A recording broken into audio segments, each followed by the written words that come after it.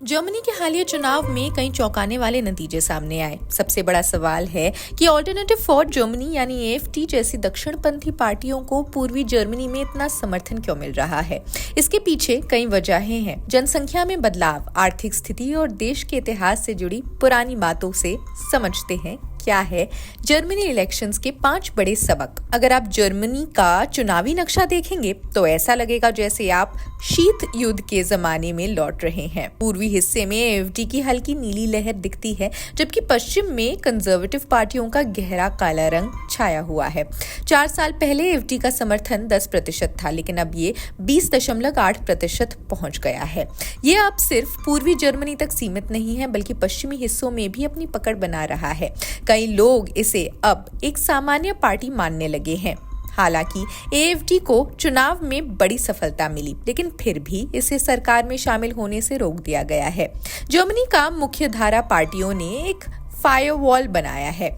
इससे कोई भी पार्टी कट्टरपंथी समूहों से गठजोड़ नहीं कर सकती है। एएफडी खुद को एक रूढ़िवादी और स्वतंत्रतावादी पार्टी कहलाती है और इसकी नीतियां भी विवादों से भरी हुई है। हाल ही में इसने रीमाइग्रेशन नामक एक नीति अपनाई। इसका मतलब है अपराध करने वाले प्रवासियों को वापस भेज दिया जाएगा। लेकिन इस शब्द का एक और मतलब भी निकाला जाता है, विदेशियों को सामूहिक रूप से देश से निकालना, राइट। इसके पीछे पिछले साल एक जर्मन कोर्ट ने एएफडी को एक संभावित चरमपंथी संगठन करार और देश के 3 राज्य थुरिंगिया, सैक्सनी एनहाल्ट और सैक्सनी, इन शहरों में इसे अति दक्षिणपंथी समूह माना जाता है। इस चुनाव में 82.5% लोगों ने वोट डाला, जो पिछले 40 सालों में सबसे ज्यादा है। 4 साल पहले यह आंकड़ा 76.6% था। इसका मतलब साफ है, लोग इस चुनाव को लेकर बेहद उत्साहित थे। आखिरी दौर में 9 टीवी डिबेट्स हुए। इससे पता चलता है कि आम जनता कितनी दिलचस्पी से इस चुनाव को मॉनिटर भी कर रही है। पिछले साल ही चांसलर ओलाफ शोल्स की गठबंधन सरकार बिखर गई। अब चुनाव के बाद सरकार के 3 बड़े नेता फ्रंटलाइन राजनीति छोड़ रहे हैं। एफडीपी के नेता क्रिस्टियन लिंडनर सबसे पहले हटे। उनकी पार्टी इस बार संसद में जगह भी नहीं बना पाई।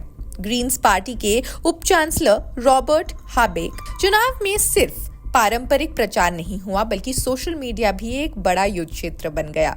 एएफडी की एलिस वायरल टिकटॉक पर सबसे बड़ी सेंसेशन बनी। उनके 9.35 लाख से ज्यादा फॉलोअर्स आ गए। वामपंथी डाई लिंके पार्टी भी सोशल मीडिया की वजह से ही बच पाई।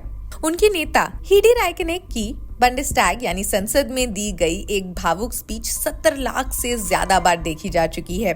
युवा मतदाता धुर दक्षिणपंथी और धुर वामपंथी पार्टियों की ओर झुक रहे हैं। 18 से 24 साल के 25% युवाओं ने डायलिंके को वोट दिया। एएफडी को भी 21% युवा समर्थन मिल रहा है, लेकिन 35 साल से ऊपर के वोटर्स ने ज्यादातर मध्य दक्षिणपंथी पार्टियों को वोट दिया।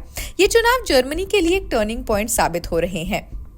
एएफडी भले ही सरकार का हिस्सा न बनी हो, लेकिन उसका प्रभाव बढ़ता जा रहा है। वहीं युवा मतदाताओं की बदली पसंद दिखती है कि भविष्य में राजनीति और भी दिलचस्प मोड़ ला सकती है। ये कहानी सिर्फ एक चुनाव की नहीं, बल्कि एक बदलते हुए जर्मनी की है। आप क्या सोचते हैं? कमेंट सेक्शन में जरूर बताएं। देश दुनिया की अन्य खबरों के लिए देखते रहे जनसत्ता। शुक्रिया।